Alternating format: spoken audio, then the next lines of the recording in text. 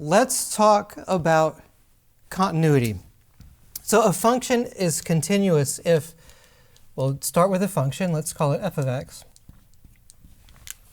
And it's continuous at the point x equals a if, when you take the limit as x goes to a of that function, f of x, then the answer that you get, instead of being some other number, is actually the value of the function at the point a. So for example, the first and simplest example is if you just take f of x equals x, then this function is going to be continuous at every single point, no matter what, just because the limit of x, as x approaches 2, 3, whatever, it's just going to be equal to the same number. And because of that, it's now going to be true that every single polynomial is continuous. So say I look at a polynomial. We often use p for polynomial. Let's say p of x equals, could be any polynomial, but let's just make up one. Let's say 3x cubed plus 4x plus 1. This is automatically continuous because of those limit laws. And what I mean by that is if you now take the limit, let's pick an actual number. Let's pick a equals pi. You take the limit of p of x. This is now the limit x goes to pi of this entire thing. And actually, we know that from a previous video, you can calculate this limit by just plugging in the number. The reason for that is because of those limit laws. You can break it up piece by piece. For example, I won't do every single step this time, but for example, this is going to be limit x goes to pi of 3x cubed plus the limit of 4x. And you see I'm sort of breaking it down by each piece. The next step will be to bring out those constants. And then you get the answer by just plugging in. So you get 3 times pi cubed plus 4 pi plus 1, no problem. So the limit laws tell you that every single polynomial is continuous no matter what. The point being that this limit is actually equal to the value of the polynomial when you plug in a, in this case a equals pi. That also means that every rational function is continuous on its domain. And what I mean by that, first of all, what's a rational function? Let's use R for rational. Rational, that word means ratio, and in this case it's a ratio of polynomials.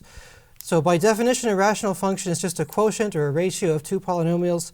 For instance, we could take our p of x up top,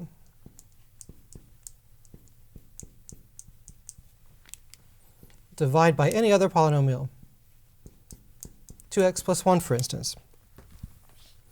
And remember, our quotient limit law is going to say that if you take the limit as x goes to any point you like, pi or 2 or 3 or whatever, then you're going to be able to write this as limit of the numerator over limit of the denominator here so long as you didn't pick a number that makes the denominator equal to 0, because you can't divide by 0.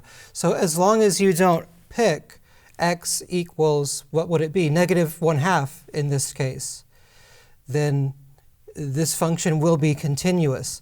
And of course, -1/2 is not in the domain of this function because, again, you can't divide by 0. So that's what I mean when I say a rational function is continuous on its domain. It all goes back to the limit laws, and it all goes back to the simple fact that the function x is continuous.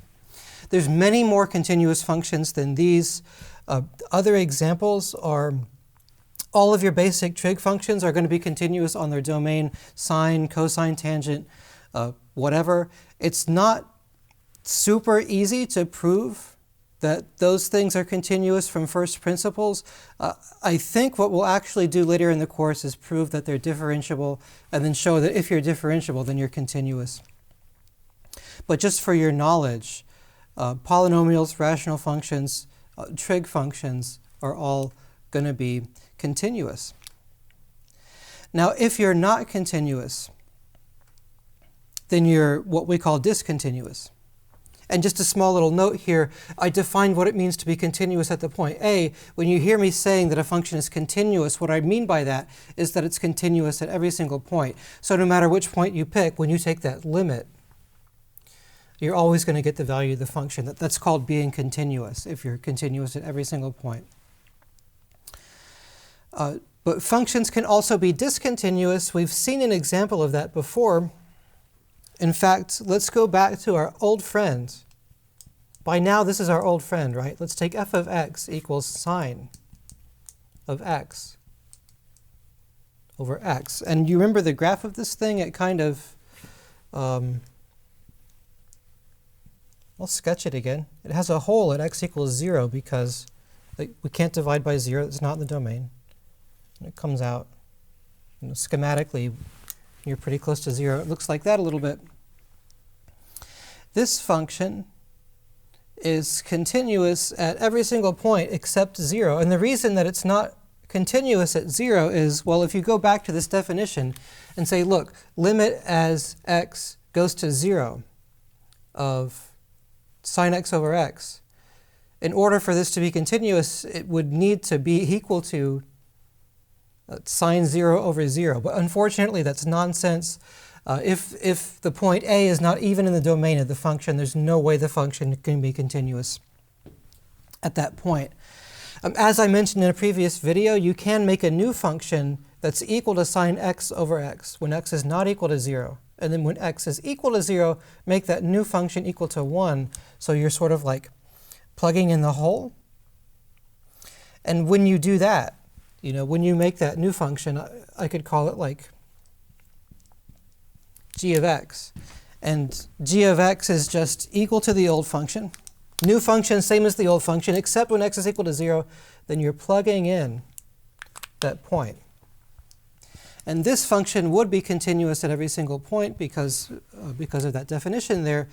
And when you're in a situation when you have a function basically whose graph has a hole in it, and when you can redefine the function on that one single point, that's what we call removable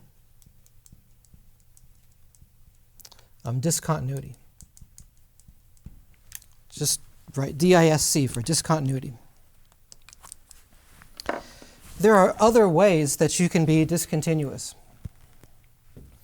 So here's another one. So let's go back to a function that we looked at earlier on in the course. I'll just draw you its graph. So this is the function that is equal to -1 until you hit 0, and then it jumps up to +1 and continues. And this function is continuous at every single point except the point. I'll try to make that look more like that's supposed to be a hole, so the value when x equals 0 is equal to 1. So this function is continuous at every single point except for x equals 0, because when you take that limit as x equal to 0, as x goes to 0, that limit doesn't exist. And since the limit doesn't exist, it can't be equal to 1, which is the value of the function. And this type of discontinuity is called a jump discontinuity. It's called a jump discontinuity. And you know why it's called that, because it looks like the graph just makes a jump. And this is different from a removable discontinuity because there's no way that you could just fill in the hole and make the function discontinuous. It's not going to work because your y values are jumping from one place to another. You'll never get all of your y values close to a single number as x gets close to a, so it's never going to be the case that the limit's going to exist. So this is really a different kind of discontinuity than that one. There's a third kind of discontinuity that we discussed in this class, and that's called an infinite discontinuity. And what that looks like, here's a prototypical example. Let's look at f of x equals 1 over, let's say, x minus 1. And you draw the graph of this. And it's not defined when x is equal to 1. In fact, it has what we call a vertical asymptote. And when x is bigger than 1, this quantity is positive, and it's getting larger and larger without bound as x gets closer to 1 from the right. And when x is less than 1, then this becomes negative. And as you get closer and closer to -1, its absolute value grows without bound, but it's negative. And that's the definition of a vertical asymptote there. How a mathematician might describe this, you might say that the function escapes to infinity. As x goes to 1 from the right, it escapes to negative infinity. As x goes to -1 from the left. And when I say infinity, I don't mean some philosophical argument about the nature of the universe. I just mean that those y values are getting arbitrarily large without any bound. And we summarize that by saying that we're tending towards or escaping to infinity. Okay, so that's what the definition of continuity is. That's what the definition of discontinuous is. There's many more types of discontinuous functions, but those are the three types of discontinuities that we see most often.